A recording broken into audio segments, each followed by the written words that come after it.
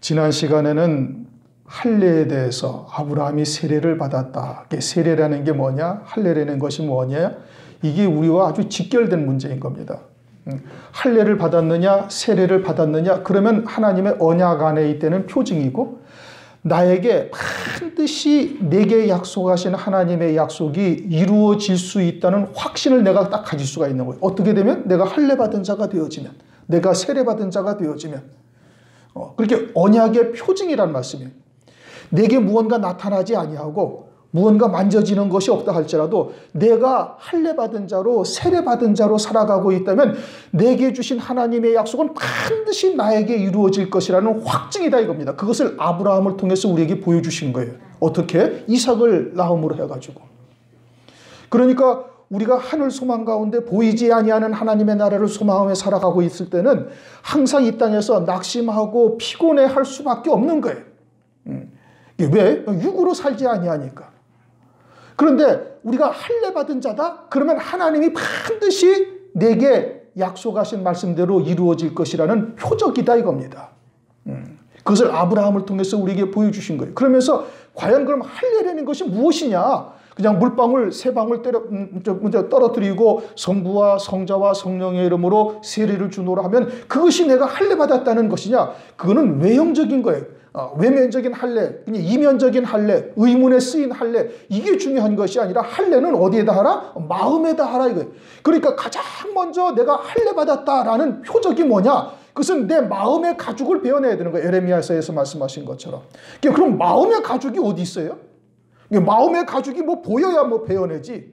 뭐 육신적인 할례는 뭐 보이는 것을 베어내니까 할례 받았구나 알 수가 있는데, 하나님은 그 베어진 살이 우리의 언약이다 이겁니다. 베어진 살이 있어야 그게 언약의 표징이라는 거예요.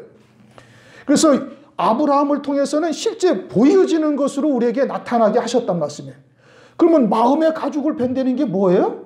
마음의 가죽을 베었다라는 것은 이전에 아무개라는 김아무개라는 인격체가 가지고 있던 마음에서 그리스도 예수의 마음으로 바뀌어지는 거예요. 그게 마음의 할례를 받은 거예요. 그럼 그리스도 예수의 마음을 내가 어떻게 알아요?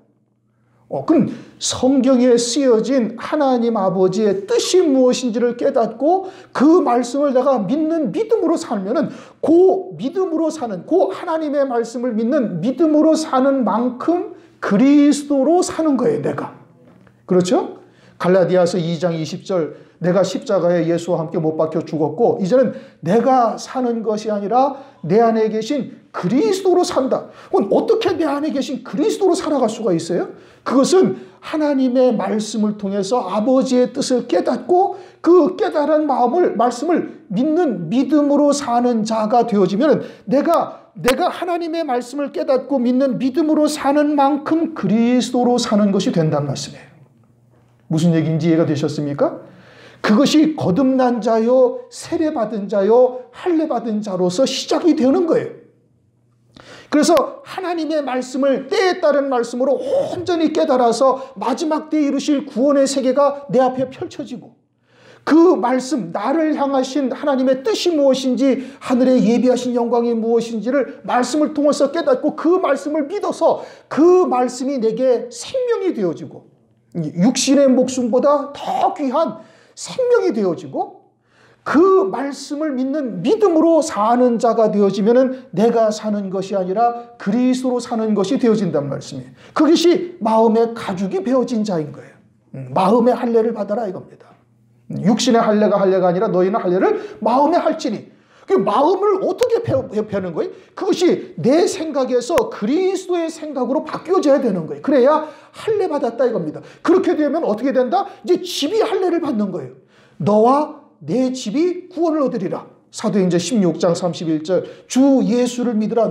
그리하면 너와 네 집이 구원을 얻으리라. 그럼 내 집이 구원을 얻는다는 것이 내 혈족들, 내 친척들, 내 가족들이 구원을 얻는다, 이게 아니고 형식적으로 나타나는 것은 아브라함이 자기 집안의 모든 식구들의 남자들을 다 할례를 행한 거예요.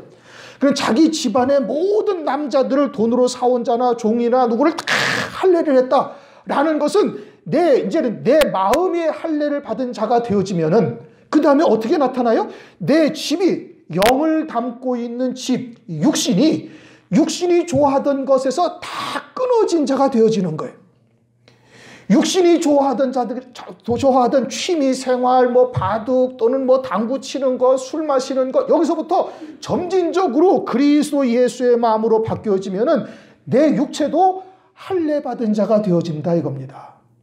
그것이 주 예수를 믿으라 그리하면 너와 내 집이 구원을 얻으리라는 말씀의 뜻이에요. 그것을 구약에서는 구체적으로 아브라함이 자기의 몸을, 자기의 양피를 벤 때가 99세요. 그 다음에 이스마엘과 자기 집안의 모든 남자들, 돈으로 사온 자들도 다 양피를 베었다. 그래서 자기 집안의 모든 식구를 베었다라는 것으로 구체적으로 그림자로 나타난 것이고, 실제 그것이 나에게는 어떻게 할례받은 것으로 나타나는가? 육신이 좋아하던 일들을 하나씩 멀어지는 거예요.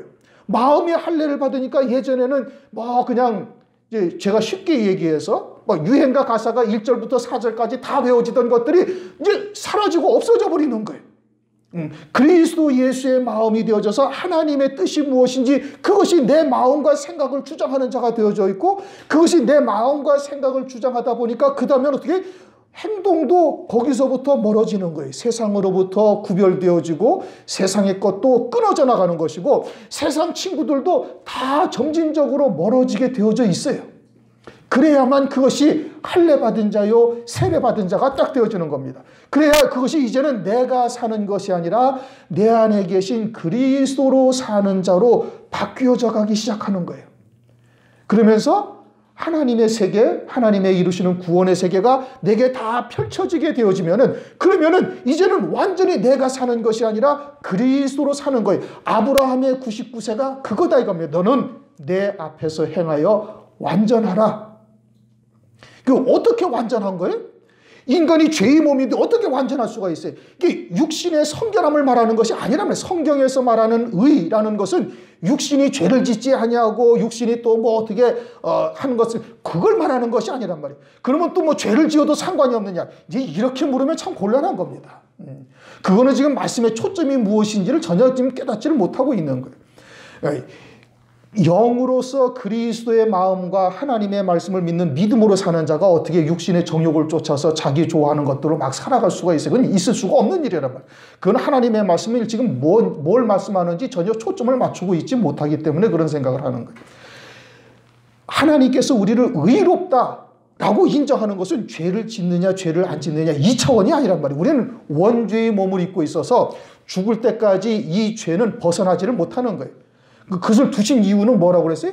그것을 두신 이유는 우리가 항상 죄인일 수밖에 없고 하나님 앞에 낮아질 수밖에 없고 하나님 앞에 겸손하지 아니할 수가 없는 존재로 살 수밖에 없도록 원죄라는 거역의 씨를 두시고, 그리고서는 그 이전에 예수 그리스도로 말미암아 그 모든 죄를 영원히 속죄 구원하신 거예요. 그러니까 그리스도 안에 있는 자는 정죄함이 없단 말씀이에요. 때로는 실수하고 넘어진다 할지라도 그 모든 죄값은 이미 예수님께서 다 치르시고 영원한 속죄의 구원을 우리에게 이루어 주신 거예요.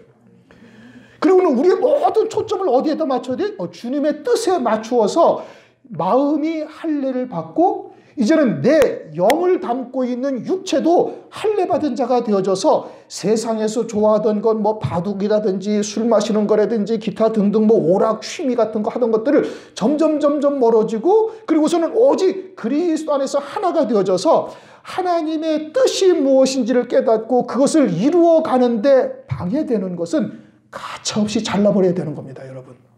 기도를 방해한다, 또는 뭐 예배 드리는 것을 방해한다, 뭐 신앙생활을 하는 것을 방해한다라는 것은, 그러한 것은 다 끊어버려야 돼요. 그건 여러분들이 기도 생활을 하시면 금방 알 수가 있어요. 기도하는데 뭐가 자꾸 생각나고 또 옛날에 뭐가 생각나고 또 뭐 좋아했던 것들이 생각나고 그런다. 그거 다 끊어버리셔야 되는 겁니다. 그래야 온전한 기도를 드릴 수가 있는 것이고 하나님의 뜻이 무엇인지를 깨달아가는데 방해되지가 않는다는 말씀이에요. 그래야만 할례 받은 자가 되는 거예요. 그것이 주 예수를 믿으라 그러면 너와 네 집이 구원을 얻으리라는 말씀의 뜻인 거예요. 그것이 뭐 이제 전도하시는 분들이 전도에 그냥 그 관용구를 이렇게 사용하는데, 물론 그렇게 사용해도 괜찮죠. 그러나 하나님의 말씀의 본질이 무엇이냐, 말씀의 참 뜻이 무엇이냐, 그것은 깨닫고 있어야 되는 것이죠. 뭐 전도할 때 그 말씀을 쓰지 말라 그런 뜻은 아닌 겁니다. 사용하셔야지. 그러나 그 말씀의 본질이 무엇이냐? 네 집이 구원을 얻으리라는 것이 내 가족 식구가, 동생이, 형제가, 부모가 구원을 받는다. 이거는 그 다음의 문제고, 먼저는 나 자신이 온전한 구원에 이르는 길을 말씀하고 있는 거예요. 그것은 영을 담고 있는 육체가 이전에 좋아하던 것에서 점진적으로 끊어져 오는 것이 되어져야, 그래야 그것이 주님이 말씀하시는 세례받은 자다 이겁니다. 할례받은 자다. 아브라함이 자기의 양피를 벤 때가 99세요. 이스마엘을 벤 때는 13세와 나머지 돈으로 사온 자, 집에서 생장한 자들을 다 배웠다. 집안의 모든 자를 배웠다. 그것을 구체적으로 우리에게 하나씩 낱낱이 다 끊어져야 된다는 것을 우리에게 강조하시는 말씀인 겁니다. 그렇게 되어지는 건 어떻게 되는 거예요? 그렇게 되어지면 이제 로마서 12장 1절에 이제 산제사를 드리는 자가 되는 거예요. 살아있으나 죽은 자예요. 재물은 죽은 것이 재물이잖아요. 그렇죠? 그래 내가 하나님 앞에 드릴 영적인 예배가 뭐다? 산제물로 하나님 앞에 드려지는 거예요. 산제물이라는 게 뭐예요? 살아있으나 죽은 거예요. 그러니까 내 생각, 내 고집 또는 하나님을 향한 나의 생각도 다 버려야 되는 거예요. 하나님을 향한 나의 생각이 중요한 것이 아니라 나를 향하신 하나님 아버지의 뜻이 무엇인지를 깨닫는 게 중요한 거예요. 이 천지와 만물은 마가복음 8장을 보면 벳세다의 소경이 눈을 뜨니까, 벳세다의 소경이 눈을 뜨니까 뭘 보이느냐 주님이 물으시니까 사람들이 걸어가는데 나무 같은 것들이 걸어가나이다. 그리고 나서 다시 안수를 하니까 만물이 밝히 보이더라. 야, 천지의 주권자는 하나님이시로구나. 사람들이 자기의 생각으로 사는 것 같지만 사실은 다 하나님의 주권적인 섭리 안에서 하나님의 뜻을 이루는 도구로 쓰임받는 거예요. 악한 자는 악한 대로, 선한 자는 선한 대로 하나님의 뜻을 깨닫게 하셔서 누구에게는 듣게 하시고 보아도 보지 못하게 하시고, 누구는 들어도 듣지 못하고 보아도 보지 못하고, 누구는 듣게 하시고 보게 하시고, 그래서 하나님의 뜻을 이루어 간단 말이에요. 그러니 가장 중요한 것은 뭐냐? 우리를 향하신 하나님의 뜻이 무엇인지를 깨닫는 거예요. 뭘 통해서? 말씀을 통해서. 뭐 기도해보니까. 그게 아니고 우리가 하나님의 가장 객관적인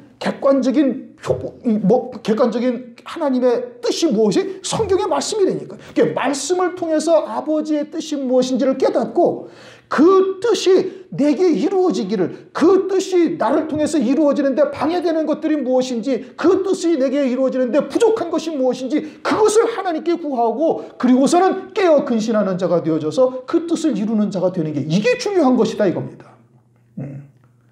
주님은 이 땅에 누구의 뜻을 이루려고 오셨어요? 아버지의 뜻을 이루러 온 거예요. 나는 내 뜻을 행하러 온 것이 아니라 아버지, 나를 보내신 이의 뜻을 행하러 이 땅에 왔다. 요한복음 6장 38절 39절에 말씀하고 있지 않습니까? 그 주님은 모든 그리스도인들이 가야 할 길을 앞서 걸어가신 거예요. 그럼 우리도 어떻게 가야 되는 거예요? 내 뜻이 아니라, 하나님을 향한 내 뜻이 아니라 우리를 향하신 하나님의 뜻이 무엇인지, 나를 보내신 아버지의 뜻이 무엇인지를 깨닫고 그 뜻에 부족한 것이 무엇인지 그 뜻을 이루어가야 하는데 도저히 나로서는 이룰 수 없으니 하나님께 도우심을 구하고 성령의 충만함을 구하고 그렇게 사는 자가 되어져야 그것이 할례받은 자다 이겁니다. 그것이 99세의 아브라함이라는 뜻이에요. 그리고서 이제 이어지는 내용이 오늘 이제 18장 9절부터 내용인 겁니다. 세례라는 것이 무엇이냐, 이것을 우선은 정확하게 깨닫고, 과연 나는 그럼 세례받은 자인가? 그럼 나는 내 마음의 할례를 받았고 내 집이 구원을 받아 할례를 받아서 지금 온전한 세례를 받은 자로 살아가고 있느냐 아니냐, 그 스스로 이제 물어보면 금방 알 수 있는 거예요.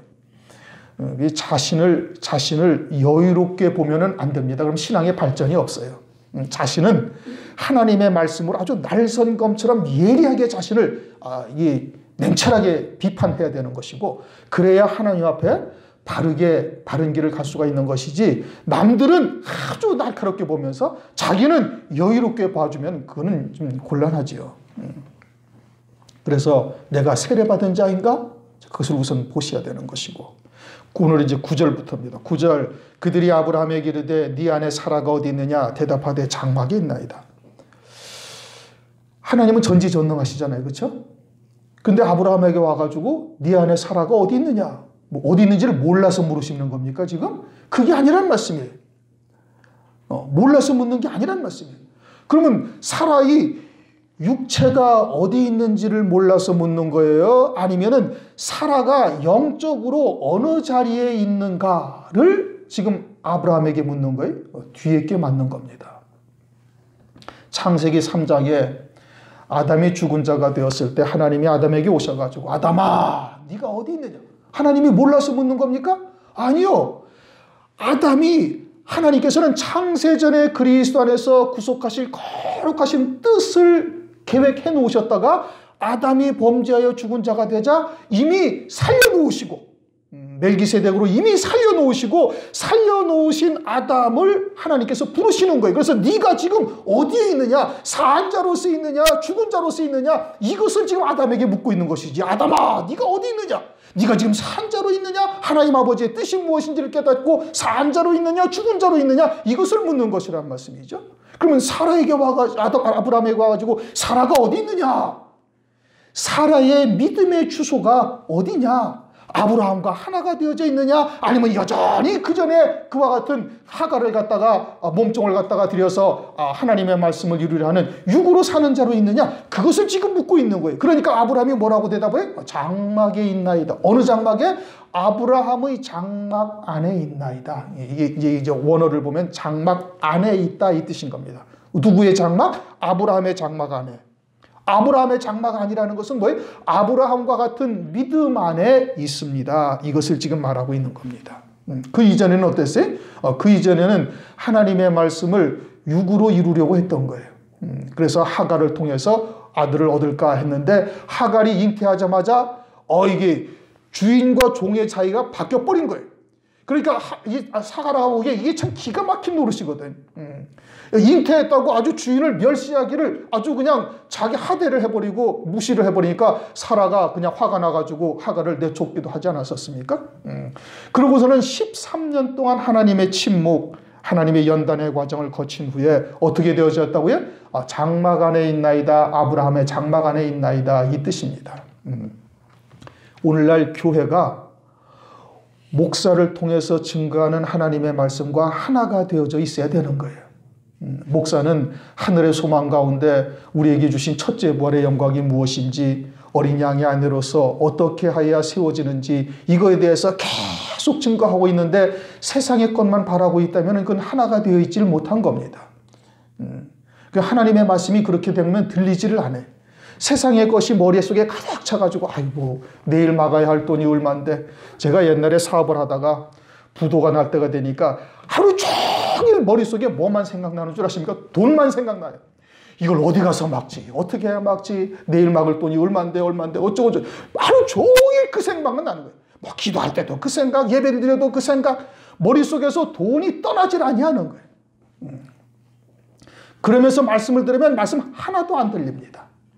그러니까 예배 드리기 전에 찬송을 20분, 30분 하는 이유가 거기에 있어요. 찬송을 충분히 부르면서 우리가 세상에 비록 젖어서 살다가 육체를 입고 살고 있으니 세상에서 완전히 떨어진 자로 살 수 있습니까? 그거는 불가능한 일이지요. 그러려면 저 산속에 들어가서 혼자 도나 닦든지 그래야지. 그런데 세상 사람들과 얽히면서 살다 보니까 어떻게 세상에 묻은 대로 그냥 오는 거예요. 그냥 짐진 채 그대로 온다 이겁니다. 그대로 와가지고 말씀을 들으려면 이 생각이 떠나질 아니하는 거예요. 그러니 어떻게 한 20분 30분 찬송을 부르면서 마음을 다시 주님에게로 돌리고 우리가 본연의 영의 자리로 우리의 마음과 생각을 옮겨놓고 그리고서 말씀을 들어야 말씀이 들리는 것이죠. 교회도 마찬가지. 주의 종은 여전히 하늘에 속한 하나님의 말씀이 무엇인지, 생명이 무엇인지, 나를 위해서 예비하신 영광이 무엇인지를 계속 증거하고 있는데 세상 것이 머릿속에 잔뜩 들어있으면 말씀이 하나도 들리질 않아요. 그러다가 이제 딴 생각하다가 한 2번 깜빡깜빡 졸면은 오늘 뭔 설교했냐 돌아가면서 한마디도 생각 안 나는 겁니다. 예배 헛들인 거예요, 여러분. 귀한 시간 내가지고 여기까지 와서 몇 시간씩 앉아서 예배드리고 하나님 앞에 헌금까지 하는데 무언가 주님으로부터 메시지를 들어야죠. 교회 안에서 하나가 되어야 되는 거예요. 아브라함이 장막 안에 있나? 가정도 마찬가지. 가정도 아내는 성전 안에 지성소에 들어가 있는 신앙인데 남편은 그저 성전 뜰만 왔다 갔다 하는 신앙이 되어져서는 안 된다 이겁니다. 그러다가 환난 날이 닥치면 이제 참 심각한 문제가 되는 거예요. 그러면 마태복음 10장 말씀처럼 내 집안 식구가 원수가 되는 겁니다. 먹을 것 때문에 짐승표를 받아야 할 이 기가 막힐 일들이 벌어지는 상황이 전개되어지면은 안에서 이제 싸움이 벌어지고 그러다가 이제 파는 자까지 될 수도 있는 것이죠. 장막 안에 있어야 되는 겁니다. 우리가 한 믿음 안에, 한 말씀 안에, 한 표대를 향해서 나갈 수가 있어야 되는 거예요. 고린도전서 9장 5절을 보면은 게바와 같이 자매된 아내를 데리고 다닐 권이 없겠느냐. 게바는 베드로죠. 베드로가 아내를 뭐라고 부르고 있어요? 자매다 이겁니다. 자매라는 것은 마태복음 12장 50절을 보면 아버지의 뜻대로 행하는 자가 형제요, 자매요, 모친이다. 그러니까 부부지간에도 말씀으로 하나가 되어져 있어서 한 표대를 향하여서 나가야 그게 온전한 부부예요. 온전한 부부. 좀 혼자 계신 분들한테는 죄송합니다만 그렇게 되시기를 위해서 기도하시고 그렇게 되셔야 됩니다. 그래야 가정도 온전히 하나, 육으로도 하나가 되고 영으로도 하나가 되는 거예요. 교회도 마찬가지로 육으로도 하나가 되고 영으로도 완전히 하나가 되어야 되는 거예요. 여러분 육신의 관계는 이 땅에서 60년, 70년이면 끝이에요.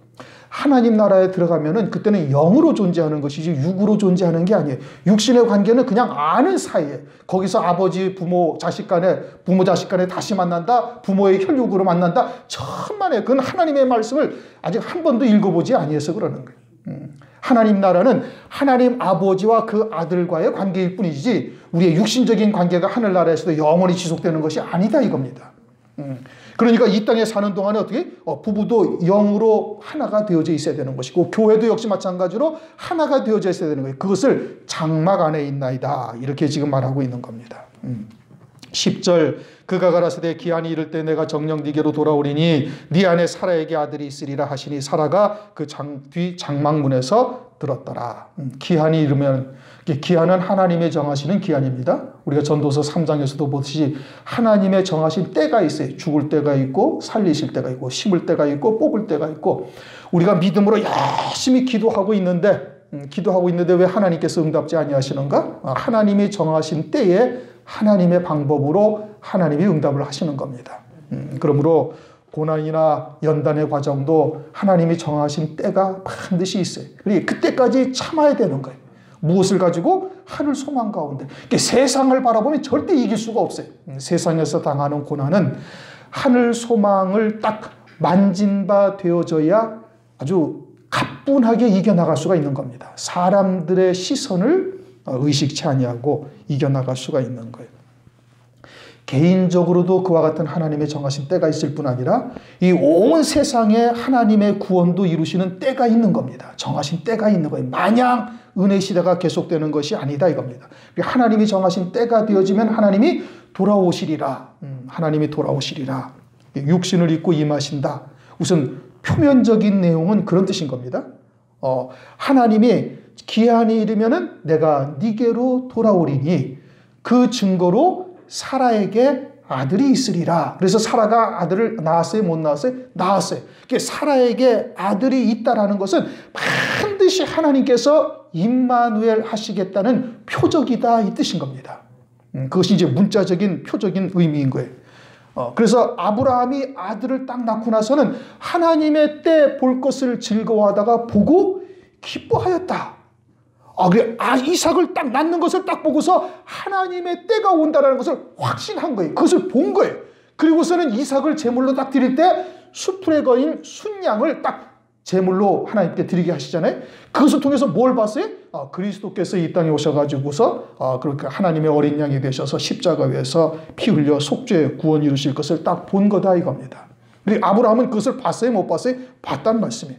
그래서 아브라함에게 하나님께서 이삭을 주신 거예요. 그것을 통해서 주님이 이 땅에 오실 것을 아브라함이 확신하고 있는 것이죠. 11절 아브라함과 사라가 나이 많아 늙었고 사라의 경수가 끊어졌는지라 사라가 속으로 웃고 이르되 내가 노쇠하였고 내 주인도 늙었으니 내가 어찌 낙이 있으리요. 아브라함의 장막 안에 있다고 분명히 대답을 했는데 그런데 사라의 태도를 보면은 뭐예요? 불신앙이에요. 그렇죠? 아브라함이 이스마엘이나 하나님 앞에 살기를 원하나이다 하는 대답과 똑같은 상황인 겁니다. 아브라함이 이스마엘이나 하나님 앞에 살기를 원하나이다 해놓고 하나님께서 그 아브라함에게 뭐라고 했어요? 다시 약속의 말씀을 다시 주셨습니다. 그리고 나서 할례를 행한 거예요. 할례를 행한 후에는 로마서 4장 18절 이하의 말씀처럼 백세나 되어 자기 몸에 죽은 것 같음을 알고도 믿음이 약하여지지 아니하는 거예요. 할례를 행하기 전에는 아이고 내가 벌써 이렇게 노쇠했는데 무슨 아들을 낳겠습니까? 그냥 이스마엘이라 하나님 앞에 잘 살기를 바랍니다. 아니다. 네 몸에서 날 자에게 내가 약속, 하나님이 언약을 하시겠다라고 하시면서 아브라함을 할례를 행하게 하신 거예요. 그런데 사라는 지금 뭐예요? 사라는 할례를 행하기 이전에 아브라함과 지금 같은 상황인 거예요. 육체를 입고 있는 우리들에게 한계가 어디에? 여기까지가 한계인 거예요. 그러나 하나님께서는 그것을 능치 못하신 하나님께서 능하게 하신단 말씀이에요. 그 다음에 말씀이 뭐예요? 사라가 웃으면서 내가 늙었거늘 어찌 아들을 낳으리냐. 하나님께서 여호와께 능치 못한 일이 있겠느냐. 하나님께는 능치 못하신 일이 없으시다 이겁니다. 기한이 이를 때 내가 네게로 돌아오리니 사라에게 아들이 있으리라. 하나님은 에베소서 1장 11절을 보면 그 마음의 원대로 역사하시는 자의 뜻을 따라. 그러니까 하나님은 어떠하시다는 거예요? 당신의 마음대로 원하시는 대로 모든 일을 이루시는 거예요. 이게 전지전능하신 하나님이란 말이에요. 이게 능치 못하신 일이 없는 거예요. 그리고 우리는 그 그리스도 안에서 내게 능력 주시는 자 안에서 내가 모든 것을 할 수 있느니라. 빌립보서 4장 13절 그렇게 말씀을 하고 있습니다.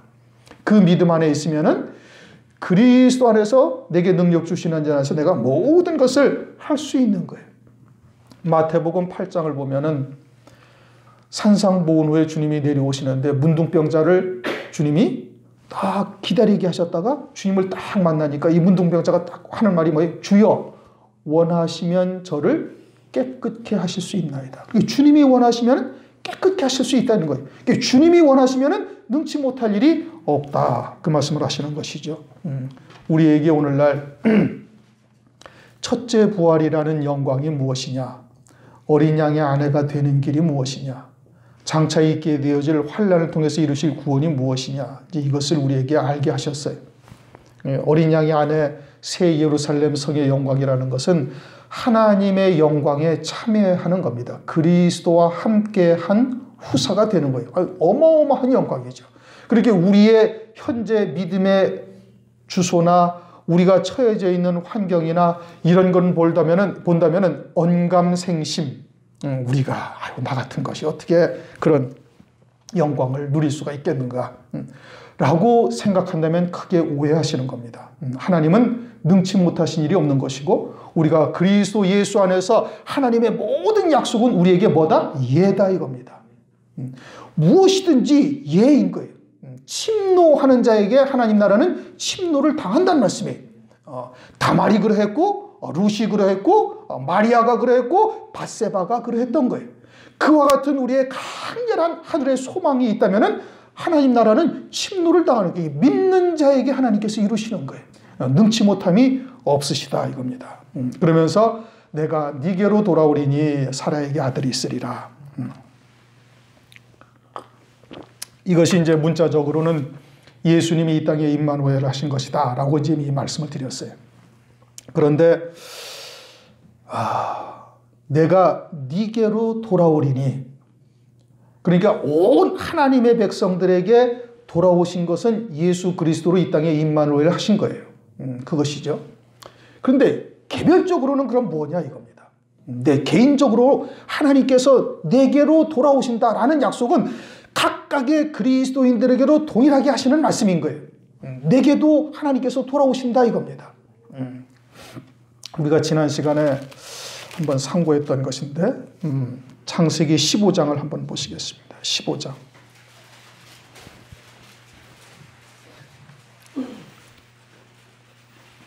창세기 15장 4절 다 같이 한번 읽으시겠습니다.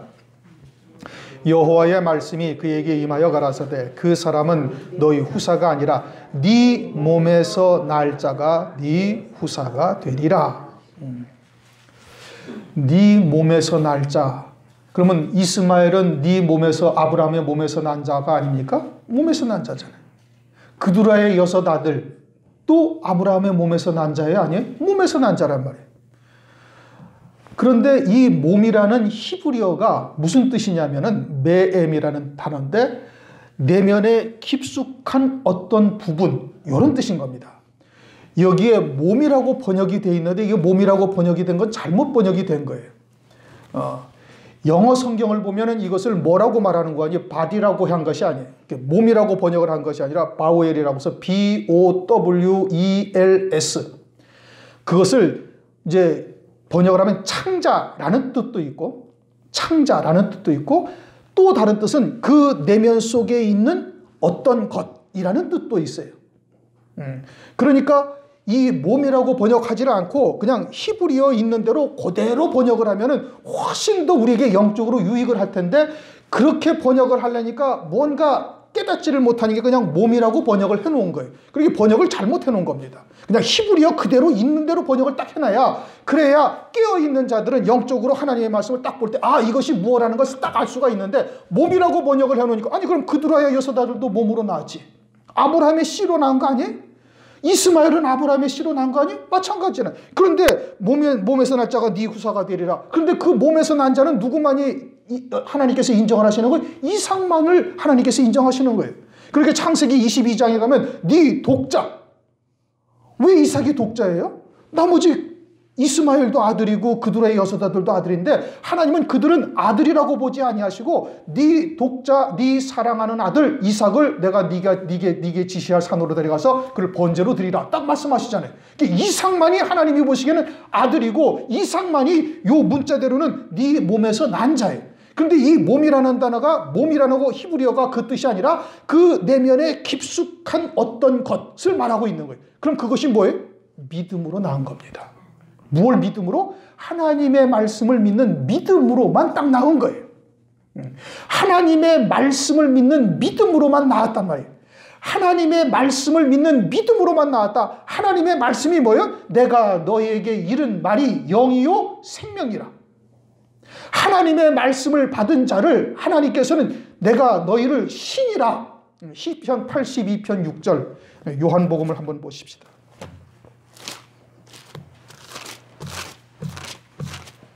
요한복음 10장 34절 35절을 읽겠습니다. 요한복음 10장 34절 35절 예수께서 가라사대 너희 율법에 기록한 바 내가 너희를 신이라 하였노라. 이 신이라 하는 말씀은 시편 82편 6절에 있는 말씀을 예수님이 인용해서 하시는 말씀입니다. 35절 성경은 패하지 못하나니 하나님의 말씀을 받은 사람들을 신이라 하셨거든. 하나님의 말씀을 받은 자를 뭐라고요? 신이다. 영원한 존재다 이겁니다. 요한복음 6장 63절 내가 너희에게 이른 말이 영이요 생명이라. 하나님의 말씀이 생명인 거예요. 어떤 생명? 영원한 생명인 거예요. 그러니까 아브라함이 하나님의 말씀을 믿었어요. 어떻게 믿었어요? 아주 온전히 믿은 거예요. 온전히 믿어서 낳은 것이 뭐예요? 그게 이삭이라는 말씀이에요. 무슨 얘기인지 이해가 되셨습니까? 그게 아브라함에게 개인적으로는 하나님이 오신 거예요. 어떻게? 말씀으로. 그래서 그 말씀을 온전히 믿었단 말이에요. 그 말씀을 온전히 믿으니까 그것이 생명으로 나타난 것이 이삭이라 이 뜻인 겁니다. 이사야서 7장 14절을 보면은 이사야를 통해서 이제 하나님께서 예언하시죠. 처녀가 잉태하여 아들을 낳으리니 그 이름을 임마누엘이라 하리라. 이렇게 말씀하셔요. 그리고서는 이제 마리아에게, 요셉의 정혼한 처녀인 마리아에게 성령이 임하셔서 하나님의 말씀을 주십니다. 그리고는 마리아가 그 말씀을 온전히 믿은 거예요. 어떠한 믿음? 99세의 아브라함과 같은 믿음으로 딱 믿은 거예요. 그 믿음으로 믿자 그 말씀이 생명으로 나타나서 예수께서 이 땅에 나신 거예요. 아브라함이 이삭을 낳은 믿음이나 마리아가 처녀가, 아브라함이 자기 몸에 죽은 것 같은 고목과 같은 이와 같은 상태인데 하나님의 말씀을 믿음으로 낳은 이삭이나, 이 마리아가 처녀가 남자 없이 하나님의 말씀을 믿는 온전한 믿음으로 낳은 예수가 같은 아브라함의 몸에서 난 자다, 요 뜻인 겁니다. 무슨 얘기인지 이해가 되셨습니까? 네 몸에서 날 자가 네 후손이 되리라.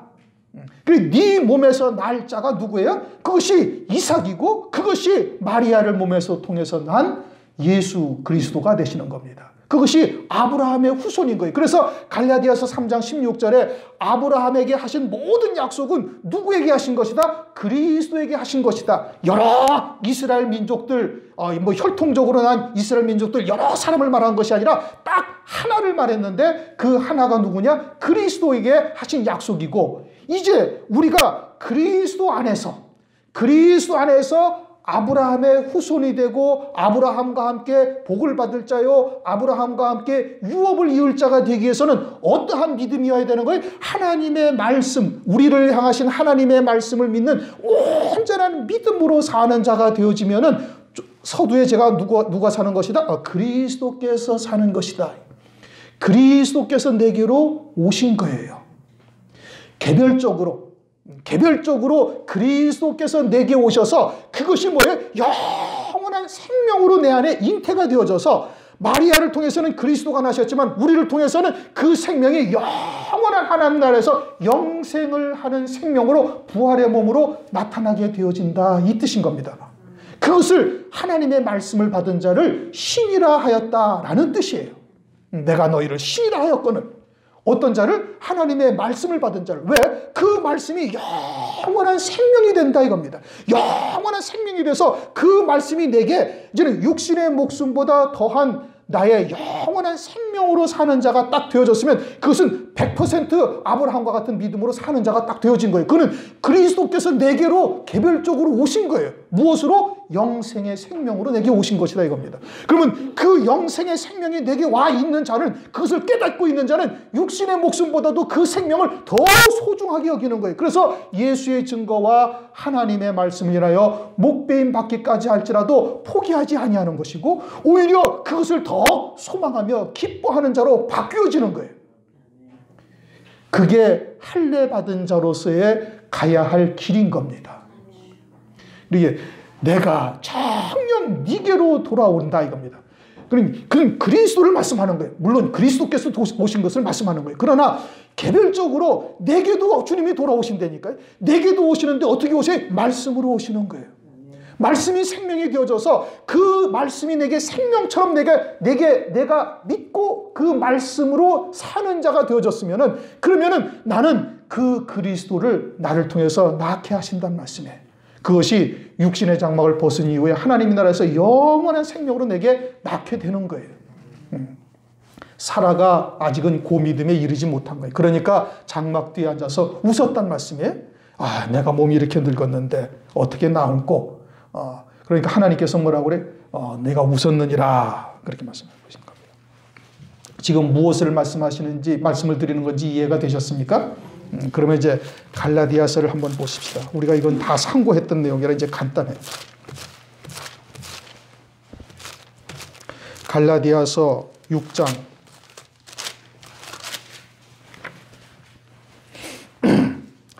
8절 9절. 갈라디아서 6장 8절 9절을 다 같이 한번 읽어보시겠습니다. 다 찾으셨습니까? 신약성경 309쪽이요. 자기의 육체를 위하여 심는 자는 육체로부터 썩어진 것을 거두고, 성령을 위하여 심는 자는 성령으로부터 영생을 거두리라. 우리가 선을 행하되 낙심하지 말지니 피곤하지 아니하면 때가 이름에 거두리라. 육체를 위하여 심는 자도 거두어요, 안 거두어요? 거둔다니까요. 그렇게 세상적인 것, 육신의 것을 위해서 막 주야장창 부르짖고 기도하고 철야하며 기도하고 소나무 뿌리를 2개쯤 뽑으면 하나님께서 응답을 하실 수도 있어요. 광야 이스라엘 백성들이 고기 먹고 싶다고 막 원망하고 불평하고 투덜거릴 때 하나님께서 고기를 주셔야 안 주셔요? 주신다니까요. 물이 없다고 막 하나님께 원망하고 우리가 장관을 하나 세우고 저 모세 자식 저거 죽이고 돌아가자고 할 때 하나님께서 물을 주셔야 안 주셔요? 물은 주신다니까요. 응답을 하신다는 말씀이에요. 그러나 그들의 영혼은 파리하게 하셨도다. 시편 106편 15절 말씀.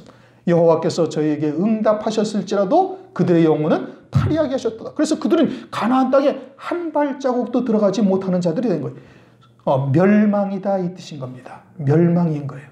그러니 이 땅에서 아무리 응답받아봤자 소용이 없는 거예요. 그런데 육신을 입고 있는 자라 우리들은 그러한 것에 연약한 거예요. 그러니까 그렇게 뭐 간증을 다니고 누가 뭐 응답을 받았네 어쩌고 저쩌고 하면은 귀가 솔깃해지고 아이고 나도 한번 그렇게 해볼까라는 마음이 들 수도 있다 이겁니다.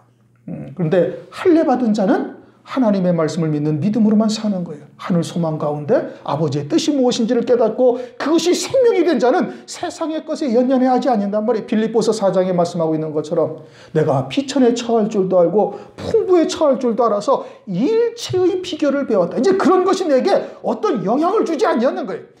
남들의 시선이 뭐 그런 것이 내게 어떠한 영향을 주지 않는 거예요. 나가 어떻게 보든 다른 사람이 어떻게 생각을 하든 그것이 아니라 주님이 나를 어떻게 보고 계시는가?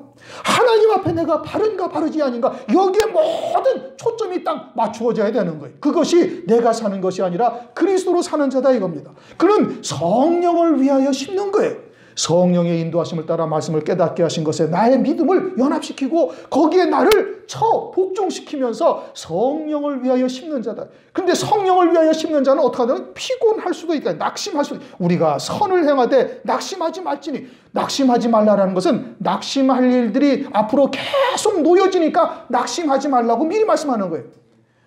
그러니까 그럴 때 낙심하지 말라 이거예요. 비록 눈에 보이는 것 없고 만져지는 것이 없다 할지라도 영생으로 하나님께서 갚아주시니 작은 소자에게 냉수 한 그릇 준 것까지 하나님께서 잊지 아니하시고 반드시 갚아주시니 절대 낙심하지 말고 그리고 피곤하지 아니하면 때가 이름에 하나님께서 반드시 거두게 하시리라. 오늘날 교회가 그렇게 육에 속한 교회, 영에 속한 교회로 나뉘어지고 있는 겁니다. 뭐 교단이 여러 가지가 있지만 교단은 다 소용없는 것이고 하나님이 딱 보실 때는 누가 영에 속한 교회냐 어디가 육에 속한 교회냐 요걸로 딱 나뉘어지는 거예요. 그건 이스마엘과 같은 교회인 겁니다. 영에 속한 교회? 거긴 작고 뭐 금방 응답도 나타나는 것도 같지도 않고 보이는 것도 없고 그러하지만 하나님이 보시기에는 그것이 하나님의 교회인 거예요. 그들을 위해서 하나님은 모든 것을 섭리하시는 겁니다. 광야에서 광야에서 40년 동안 돌아다니다가 멸망당할 자들이 하나님의 초점이 아니고 하나님의 초점은 누구에게 맞춰져 있어요? 여호수아와 갈렙에게만 초점이 맞춰져 있어요. 그들을 위해서 하나님께서는 섭리하시는 거예요. 그들을 위해서 하나님께서는 역사하시는 거예요. 멸망당할 자들이 하나님의 초점이 아니다 이겁니다. 오늘날 우리가 어느 자리에 서 있느냐? 주님 안에서 산제사, 산제물 드리는 자로 서 있는가? 아니면은 육신의 것 때문에 전전긍긍하는 자리에 서 있는가? 우리 스스로를 잘 살펴봐야 될 것입니다. 그러면서 이제 마지막 절 다시 한번 읽어봅시다. 창세기 18장 15절. 사라가 두려워서 승인치 아니하여 가로되 내가 웃지 아니하였나이다. 가라사대 아니라 네가 웃었느니라. 자기의 속이 그냥 드러나니까 사라가 두려워가지고 웃지 않았다. 그러는데 하나님은 우리의 마음까지 다 지으신 분이에요. 그러면 우리가 어떻게 해야 돼? 자신의 연약함을 그대로 하나님께 아뢰고 하나님의 도우심을 구해야 되는 거예요. 우리는 육신을 입고 있는지라 원죄에 있는 육신을 입고 있는지라 우리는 이와 같은 한계를 우리는 절대 넘어서지를 못하는 겁니다. 베드로가 얼마나 열심히 결단을 했어요? 내가 주를 위해서는 죽을지언정 주를 부인하지 않겠나이다 해놓고는 그냥 계집아이 앞에서 그냥 싹 뒤집어 버렸잖아요. 그게 우리 육신의 한계인 거예요. 사라의 한계도 여기고 아브라함의 한계도 여기에요. 그런데 하나님이 아브라함을 믿음의 조상이 되게 만드는 거예요. 사라에게 잘못된 것들을 다 들춰내가지고 하나님의 언약의 말씀을 다시 주셔서 하나님이 사라의 신비에다가 새겨 놓으시는 겁니다. 히브리서 8장 10절 말씀처럼 이제는 육신의 신비에다가 하나님께서 내 생각과 내 법을 그 마음과 생각에 내 법을 그 마음과 생각에다 새기신다. 그렇게 말씀을 하고 있는 겁니다. 그래서 사라가 이제는 믿음으로 사는 자로 바뀌어지는 거예요. 주님의 말씀이 그에게 임하셔서 히브리서 11장 11절 믿음으로 사라 자신도 나이 늙어 단산하였으나 잉태하는 힘을 얻었으니 이는 약속하신 이를 미쁘신 줄 알미라. 이러므로 죽은 자와 방불한 한 사람으로 말미암아 하늘의 별과 또 해변의 무수한 모래와 같이 많이 생육하였느니라. 이제는 사라에게도 온전한 아브라함의 장막 안에 거하는 자가 되었다 이겁니다. 어떻게 해서? 하나님께서 말씀을 주셔서 그를 이제 세워 가시는 거예요. 그렇게 해서 사라도 아브라함과 같은 믿음의 반열에 세워지는 이 놀라운 은혜를 받은 겁니다. 우리가 세례 받은 자여야 됩니다. 두 번 제가 오늘 서두에도 말씀을 드린 것은 이것이 상당히 우리에게 중요한 일이기 때문에 그런 거예요. 우리가 과연 내가 할례를 받은 자인가? 이제 나와 내 집이 구원을 얻으리라는 그 말씀이 내게 응하여져 있는가? 그러면 이제는 하나님 아버지의 뜻이 무엇인지를 온전히 깨달아 가야 되는 거예요. 무엇을 통해서? 때에 따른 말씀으로. 그리고는 그 말씀이 내게 임하여서 생명이 되어졌다. 그러면 이제는 내가 그리스도로 사는 자로 바뀌어져 가는 겁니다. 어느 만큼? 하나님의 말씀을 깨닫고 믿음으로 사는 만큼. 그것은 내 외적으로 증거가 나타나져야 되는 거예요. 세상에서 좋아하던 것, 생각과 마음과 또는 육신을 통해서 그것이 나타나져야 되는 거예요. 그래서 하나님 앞에 산 제사, 산 제물로 드려지는 자가 되어지면은, 그리고는 이 마지막 때에 따른 말씀으로 하나가 되어져서 믿음으로 산다면은, 그러면 뜻이 나를 통해서 이루어지는 겁니다. 왜요? 할례가 언약의 표징이니까. 그렇게 되시길 주님의 이름으로 축원합니다. 우리 통성으로 함께 기도하시겠습니다.